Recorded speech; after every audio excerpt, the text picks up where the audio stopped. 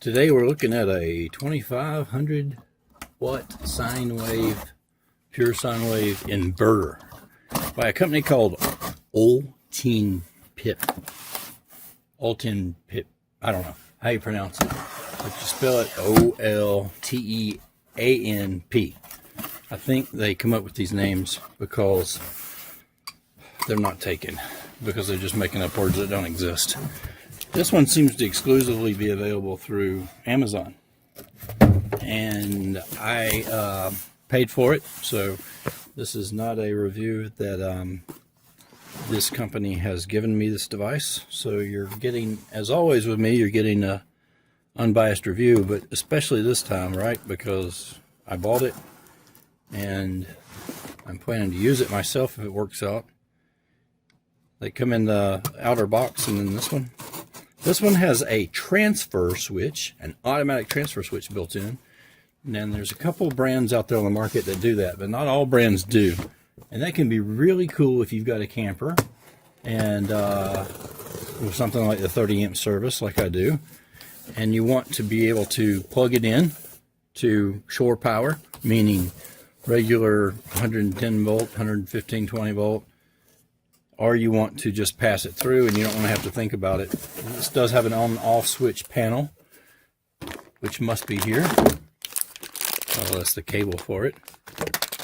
What else do we have here? Got the cables to hook up to a battery, and we can test with this battery right here. It's a 100 amp hour battery that I retired from my camper for now, because I've got a 314 amp hour battery in my camper now, and that's what I plan to hook this up with. These cables were touted to be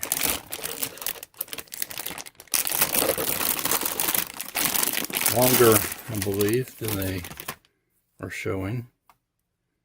I believe they said 80 centimeters. And of course, in America, we don't know what centimeters are, so I need to tell you what the reality is. What size are these cables in length? Because that's something that wasn't quite clear on the listing. I think it was in one of the photographs. This cable is approximately 24 inches in length. So it's approximate. So 2 feet in length cables here. And what gauge are they? That was the other thing that it wasn't quite clear on. I would say that they're 4 gauge. I think the listing says 5 gauge, but in the United States, there's no such thing as 5 gauge usually. So maybe they are 5 gauge, but they feel like 4 gauge to me. 2 of those. What else does it come with? A grounding bonding wire. A clip on it. And a little wrench, I guess, for the terminals. As said, 2500 watt. Why did I choose this one? I chose it because of the value it seemed to have. It had some good reviews as well. A couple reviews seemed a little confused. Some people thought it was a battery charger. It's not a battery charger. Does not have a battery charger in it, as far as I can tell. It provides, you know, power in 2500 watts, and it also provides a automatic pass-through. All right. Package well. Let's see what else is in here. Suspense builds. The remote control that I mentioned earlier. This allows you to hook that to that RJ wire, which is similar to the old telephone jack, and to hook it up to control this from a remote panel. This one has the settings, and I believe that's the light. Lack of reviews on here on YouTube for this model. Could not find this model or reviews for it at all. This is a 12 volt model. I did find a 48 volt model, but not a 12 volt model. The other reviews were fake, just advertisements. Olteanp. I don't know. Anyway, their email is is at Outlook, so not part of Microsoft. Just got a free email there, I guess, but just kind of joking about that because they do get good reviews on here on the device. We'll see if that holds up though. Can't fool me. I'm gonna buy one with my own money and review it because I need one. At least I feel like I do for when the crap hits the fan, right? All right. So first look. Here's your output side and the input and output of the power. Got two outlets here. You've got a slide switch that says NG bonding switch, on or off. Don't know exactly how you're supposed to hook that off, but seems to be over on the off side.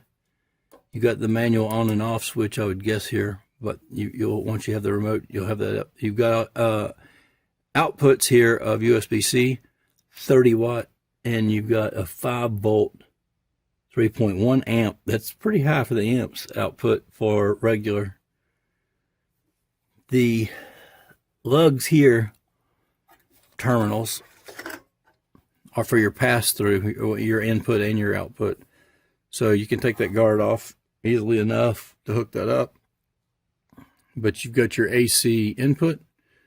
So this is where, for instance, on your RV, you could have the power coming in here from your main and then coming back out and going back into the rest of your power system to power your entire camper here. Looks like this is the bonding wire. It's about that size terminal, which was extra small. All right, it passed their quality control, just so you know. Just so you know, the hologram's intact. This is your battery input. You take these little lugs off here and put your terminal on. We'll leave that off.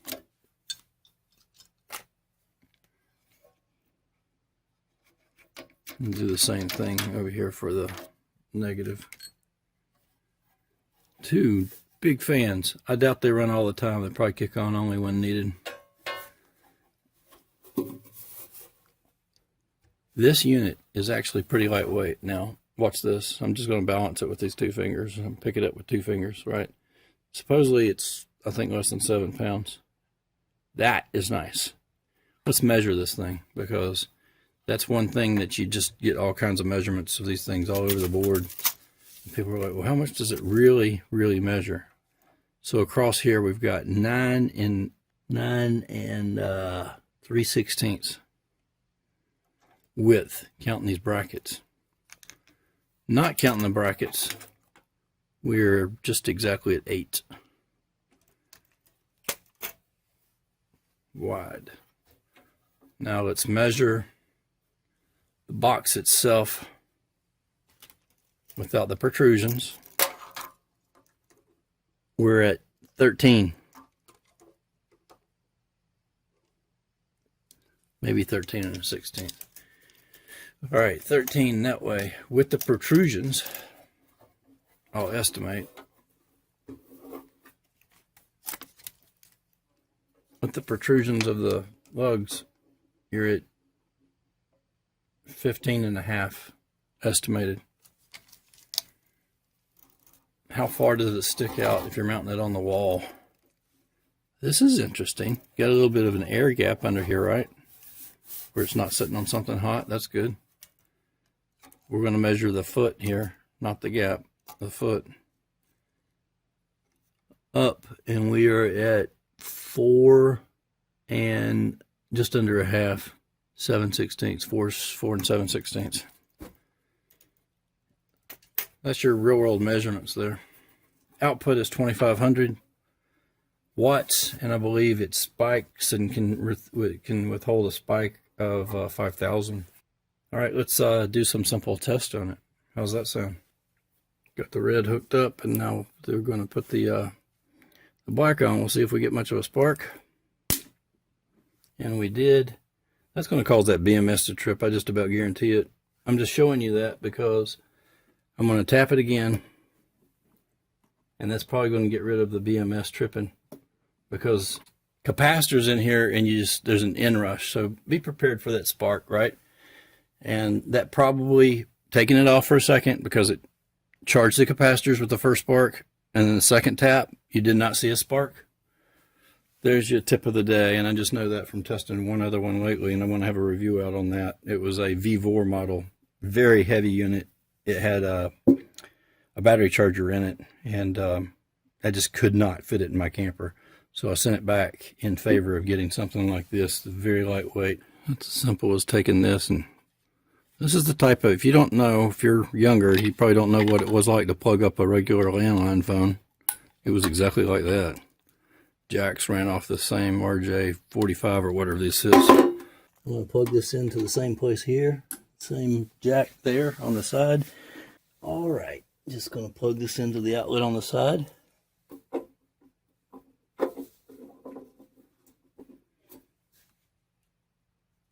And turn it on. And then we'll turn on our, see if we got power. Yeah, we do have power. And there's the fan. All right, what do we have here? 13 volts DC input. It's probably higher than that. I can show you on the multimeter. I bet you money it's higher than that. And then, and we're running at 180 watts. This is the light. And these are the stats. Those are not the stats. That's the on-off switch.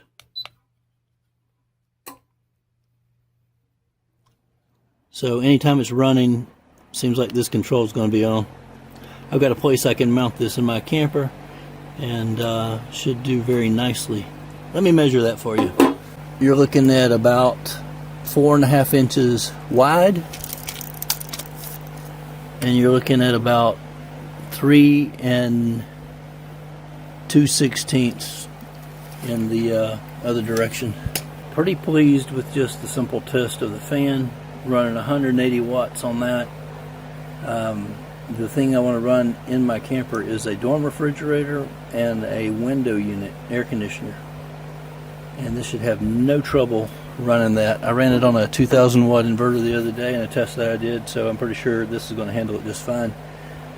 We're going to show that in another video, but this is the simple unboxing and test.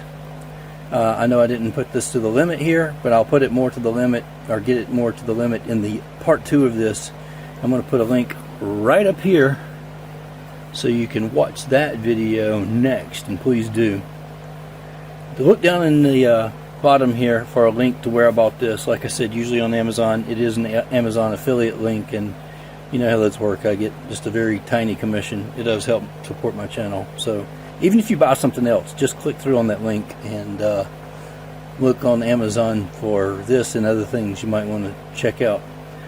At the current time, this is $229 US. It's a great value with the automatic transfer switch that we'll test in my camper in the next video as well. So thanks for watching. Like, share, and subscribe.